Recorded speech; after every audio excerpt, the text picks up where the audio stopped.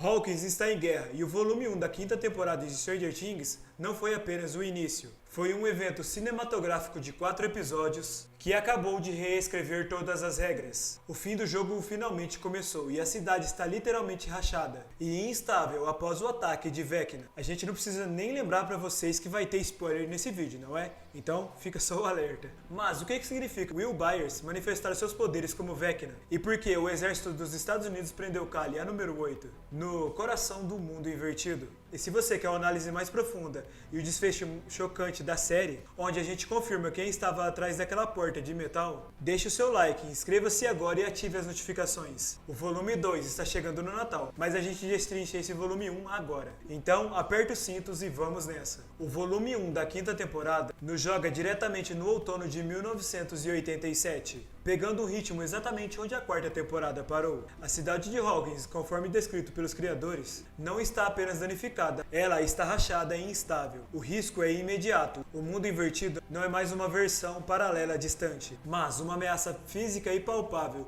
que rompeu o tecido da realidade, permitindo que os Demogorgons ataquem agora sem aviso, como a gente viu com o sequestro de Holly Wheeler. E essa escalada dramática justifica a promessa dos irmãos Duffer de que essa seria a temporada mais expansiva e talvez, surpreendentemente, a que conteria a morte mais violenta de todas as temporadas. E, embora eles tenham tentado refrear o gore em outras ocasiões, a intensidade que a luta exige nos primeiros 4 episódios confirma que a série está abraçando o terror de forma inédita. E o clímax do episódio 4 em particular excede o que a gente viu antes em termos de violência gráfica, servindo então como um aviso claro para o público sobre o que está por vir. E a maneira como essa narrativa nos é apresentada também é crucial. Os irmãos Duffer optaram por uma liberação em 3 volumes, e eles descreveram especificamente este volume 1, composto pelos 4 primeiros episódios, como o seu evento cinematográfico particular. E essa estratégia de lançamento não é aleatória. Ela dá estrutura à narrativa, garantindo que cada parte tem o seu impacto e clímax. A decisão de fazer o episódio 4, Feiticeiro,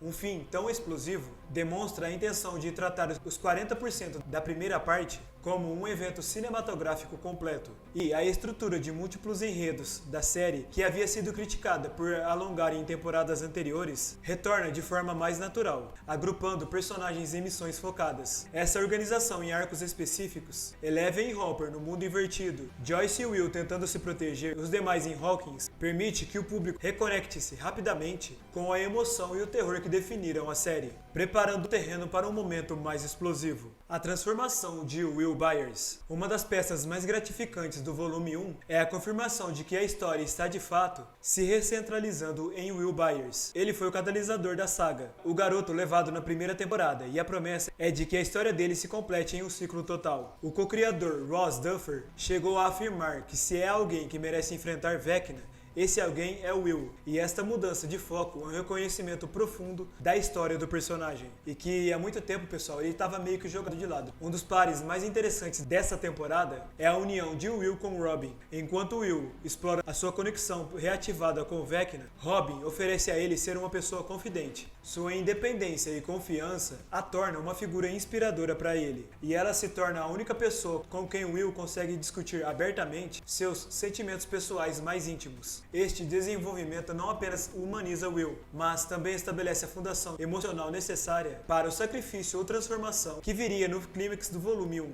Acontece no final do episódio 4, chamado Feiticeiro, quando a equipe, incluindo Joyce, Erica e Robin, tenta proteger Derek na fazenda McCorkle. Vecna, ciente da localização de Derek, envia os seus monstros para atacá-los. E em um momento de desespero, Joyce confronta o monstro com um machado. Mas, surpreendentemente, o Demogorgon hesita e recua. A explicação para esse recuo inesperado é o ponto de virada da temporada. Will estava tendo um dos seus episódios e começou a ver tudo através dos olhos do Demogorgon. De forma inconsciente, ele usou a sua conexão com a mente coletiva para forçar o monstro a se conter e impedir o ataque à sua mãe. O que a gente estava vendo não é o despertar de poderes telecinéticos de Will, mas sim a capacidade de acessar a rede de Vecna, a mente coletiva, e usá-la contra o vilão. E desde a segunda temporada, Will estava ligado a essa rede.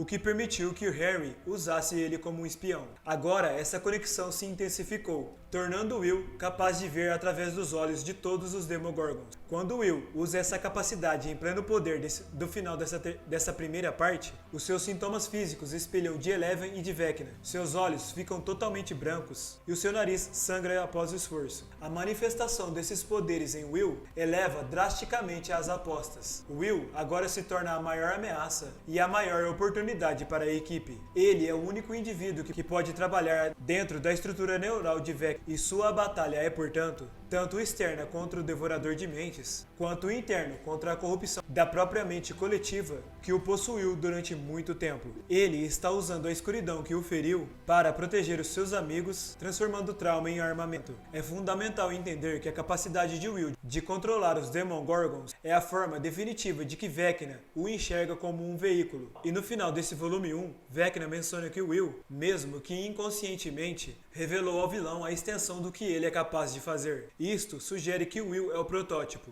Vecna está sequestrando 12 crianças em Hawkins. O objetivo não é apenas matá-las, mas conectá-las à mente coletiva, assim como ele fez com Will, para construir um exército psíquico. Will, ao usar os poderes do feiticeiro, involuntariamente mostrou a Vecna como potencializar sua rede de controle. Enquanto o drama se desenrola em Hawkins com Will e os Demogorgons, Eleven e Hopper estão em sua própria missão de risco no mundo invertido. O volume 1 lhes proporciona sequências incríveis de ação, que evocam clássicos dos anos 80. Com Onze e Hopper se movendo com o estilo que remete a filmes de ação como Comando. Durante este momento, eles são confrontados por forças militares dos Estados Unidos, mas conseguem capturar o tenente Robert Akers. Eleven, determinada a descobrir os segredos da presença militar no mundo invertido, invade então a mente de Akers. Ela descobre que os militares estão escondendo algo, ou alguém poderoso como ela, atrás de uma maciça porta de metal. Hopper, com a ameaça de Vecna clara em sua mente, acredita imediatamente que seria Vecna que estava aprisionado lá atrás. O ponto de virada que encerra a jornada de Hopper no volume 1 prova que a situação é muito mais complexa do que apenas Vecna. Hopper consegue romper essa porta de metal e, ao invés do monstro que ele esperava, ele encontra Kali. E Kali é uma figura muito importante na mitologia da série, que nos foi apresentada na segunda temporada como uma irmã para a Onze. O seu poder único é a criação de ilusões e a manipulação da mente, o que a torna uma adversária estratégica, mas também uma potencial aliada poderosa. A sua revelação aprisionada pelos militares dentro do mundo invertido expande o escopo da guerra para além de Hawkins, confirmando que a ameaça é global e multifacetada. A presença de Kali, presa pelo exército dos Estados Unidos, nesta dimensão, gera implicações drásticas. Primeiro, demonstra que os militares têm a capacidade e a tecnologia para prender seres super-humanos dentro do mundo invertido. Em segundo lugar, e mais importante, levanta a questão de por que Kali, e com seus poderes de ilusão, estava ali. É plausível dizer que os militares estavam explorando os poderes dela para fins estratégicos, talvez camuflando a sua base ou até mesmo manipulando os Demogorgons ou o Devorador de Mentes para fins desconhecidos. Se Vecna representa a vingança e Onze é a salvação, Kali se estabelece como um poder estratégico e moralmente ambíguo, essencial para o conflito final. Embora os finais eletrizantes se concentrem em indivíduos com poderes psíquicos, este volume também destaca o papel fundamental dos personagens secundários. Max, após quase morrer na quarta temporada, retorna à ação. Ela assume um papel crucial como protetora, especialmente ao lado de Holly Wheeler. O episódio 4, em particular, é notável por sua capacidade de equilibrar a ação brutal com o tema da proteção, funcionando então como uma carta de amor ao clássico de ficção científica infanto-juvenil A Wrinkle in Time, mas infundido com a capacidade dos filmes de ação dos anos 80.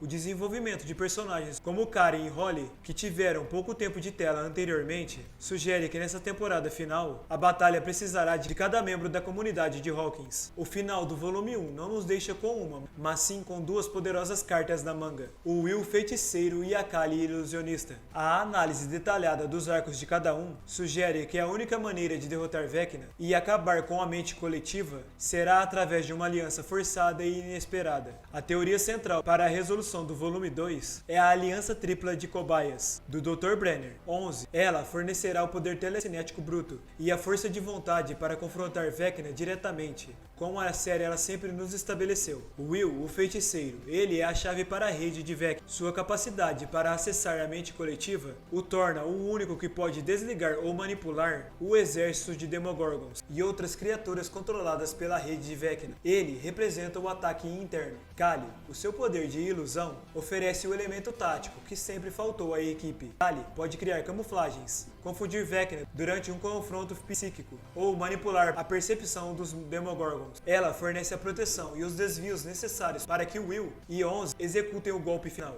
O volume 2, que será lançado no dia 25 de dezembro, provavelmente se focará em Kali e 11 se unindo, superando a sua desconfiança mútua. O risco mais alto reside em Will, pois ele está usando a escuridão que tenta consumi-lo. A missão de Eleven e Kali pode ser, em parte, libertar Will de se corromper pela mente coletiva, utilizando-o como uma arma final temporária contra então o Devorador de Mentes. O volume 1 foi a fundação de um conflito que a gente esperava desde o início da primeira temporada. Ele não apenas nos deu um reforço emocional que a gente queria, mas redefiniu o campo de batalha. Will e Kali são as cartas na manga que podem mudar o jogo. E aí galera, o que vocês acham? Will vai se corromper e se tornar uma nova ameaça? Kali vai trair Eleven novamente? Ou ela é a peça que faltava para salvar Hawkins? Deixe o seu comentário aqui embaixo. E pessoal, vamos debater as teorias mais insanas para o volume 2. E se você gostou dessa análise, inscreva-se no canal e ative as notificações. Um forte abraço e a gente se vê na próxima análise. Meu nome é Márcio Roberto, esse é o Pulso Nerd e até uma próxima. Valeu,